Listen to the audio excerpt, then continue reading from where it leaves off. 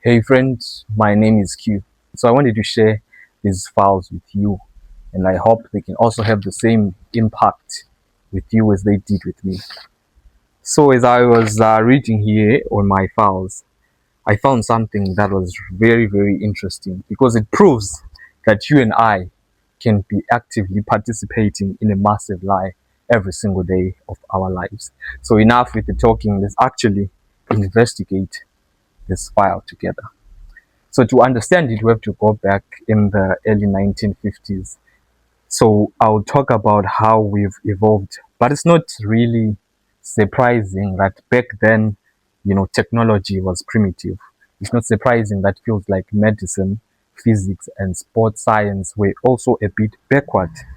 So for nearly a century during that time, you understand that the people of the time were so fascinated by one number. If that number was 4 minutes. But why, you might ask?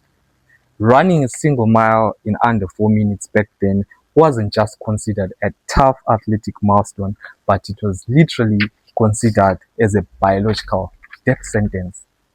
It's so surprising that today 4 minutes is just ran by high school teenagers. But back then, athletes who trained every single day, who put in hard work, who put in training, who put in all the sweat, who devoted all their lives to the game, couldn't even break that barrier. It seemed like there was an invisible wall that could not be crossed. I told you that today, high school teenagers run a mile under 4 minutes. High school teenagers. But at that time, athletes who devoted themselves to the game are told by the medical professors of that time that it's very impossible for the human race to run a mile in under 4 minutes because if it were ever to happen, and I quote, the cardiac muscles will literally lock up. You know, it was as if the person who would try that out would die, death would be pronounced.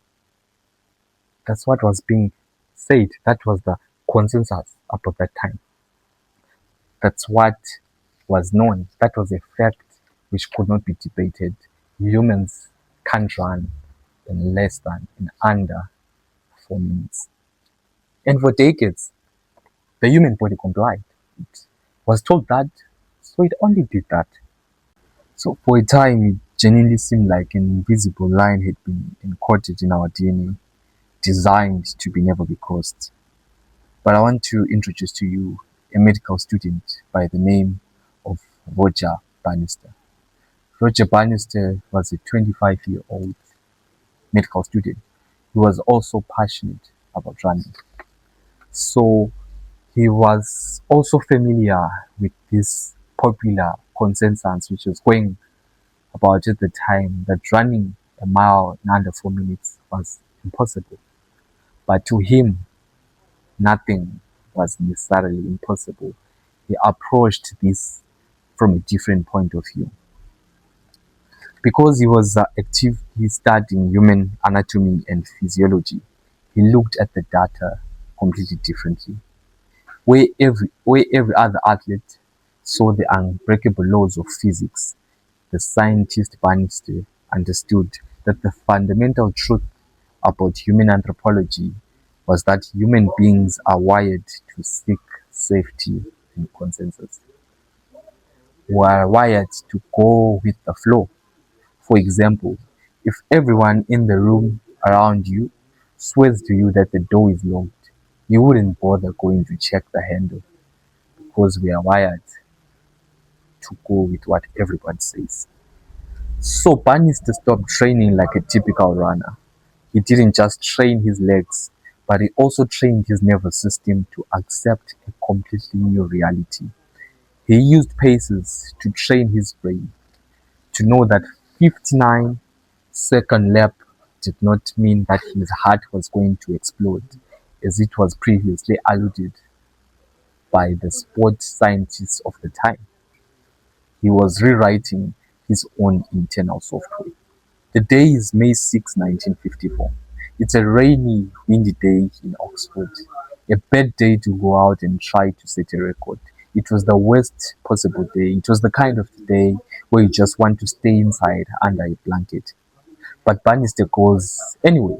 The race starts, and everyone watching is expecting the invisible wall to do what it always does best. Lap 1, lap 2, lap 3. Here comes the final lap.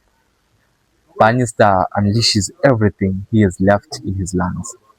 He crosses the finish line, and he instantly collapses to the ground, completely blind for a few moments because his body had given everything. To his surprise, the reporter speaks loud. 3 minutes. And for the first time, the crowd is shocked. The crowd erupts, and there is absolute chaos that you couldn't even hear the rest of the numbers. 3 minutes, 59.4 seconds. The impossible barrier has been broken this time around. His heart didn't rupture, he's completely fine. After all the scientists, all the great minds of that time were wrong. Bannister is right. As it turned out, humanity was never actually limited by the 4 minute mark. It was an entirely fabricated ceiling. Now, here's the real catch. Most people look at this and think, okay, uh, Bannister might have had special genetics, or he was just a special type of breed, and that couldn't be redone by anyone else. But I want to tell you that just 56 days later, an Australian runner named John Landy absolutely shattered Bannister's record by running at 3 minutes 57 point 9 seconds. Within a year, three more runners broke the 4 minute mile record in a single race. Within 2.5 years later, 10 more runners did it. And I want to tell you that today, that record, which was once considered impossible, is what high school kids do regularly as a benchmark. Let's look at the cold data of this case file that we just studied. What actually changed during those 56 days? Did human genetics suddenly mutate across the globe in 2 months? Did the atmosphere change and the air become thinner? No, that didn't happen. Nothing changed in the physical world. The only variable that changed was the certainty of possibility.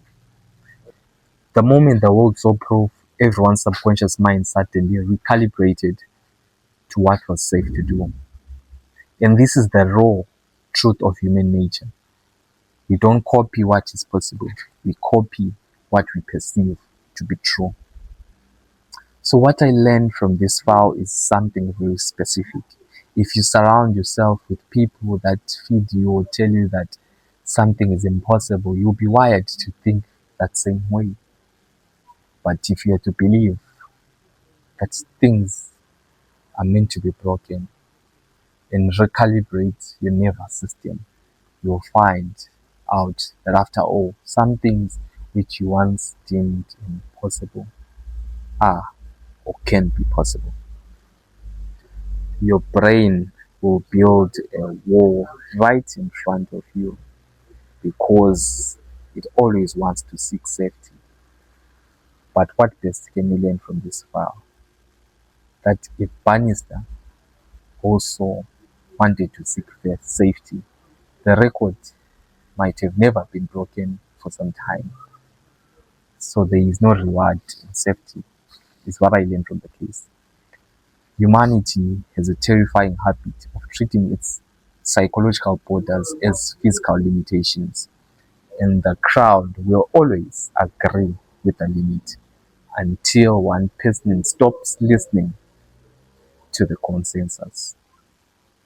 So my question to you as we close this file number 1, what is your 4 minute mile barrier? Think about it. I'll see you in the next file.